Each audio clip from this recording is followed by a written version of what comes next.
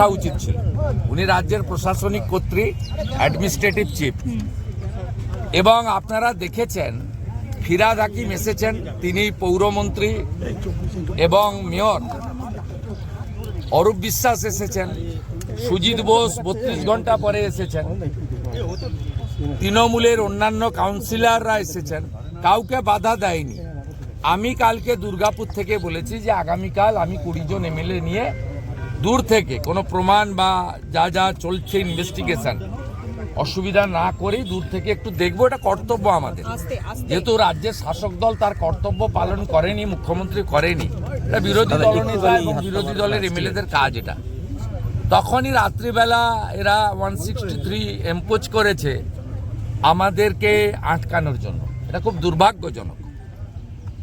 এবং পুলিশকে এইভাবে for the party, by the party, of the party সিস্টেমে চালানো হচ্ছে, যেখানে ফিরাদ হাকিম মন্ত্রী, মেয়র, অরূপ বিশ্বাস মন্ত্রী, সুজিত বোস মন্ত্রী, তারা সুযোগ পান। মন্ত্রী পদমর্যাদার বিরোধী দলনেতায় সুযোগ পায় না। তাকে আটকানোর জন্য 163 হয়। তার সাথে সাথে আজকে মিছিলটাও বাতিল করেছিল। আমাদের মনোরঞ্জন জোরদার জেলা প্রেসিডেন্টকে হাইকোর্টে যেতে হয়েছিল। হাইকোর্ট পরিশেষে অনুমতি দিয়েছে আগামীকাল 11টা থেকে 3টে আমরা হাইকোর্টের নির্দেশিত পথে জমায়েত করব। 12টার সময় প্রসেশন শুরু হবে, শান্তিপূর্ণ প্রসেশন হবে। থানা থেকে 200 মিটার দূরে আমাদের মিছিল পৌঁছাবে।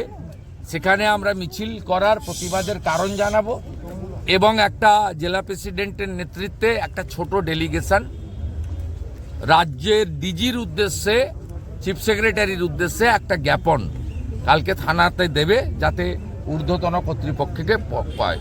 আমাদের মূল বক্তব্য হচ্ছে এই যে এক একটা যৌতুকগৃহ কলকাতা বা বৃহত্তর কলকাতায় তৈরি হয়েছে, এর জন্য স্থানীয় তৃণমূল কংগ্রেস এবং স্থানীয় থানাগুলি দায়ী।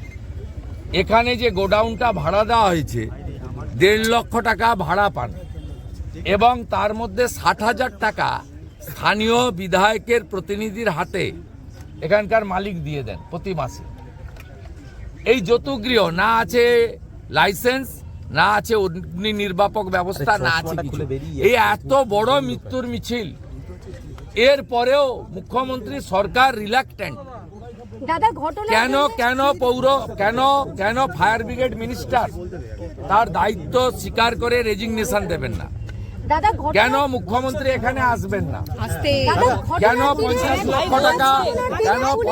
কেন 50 লক্ষ টাকা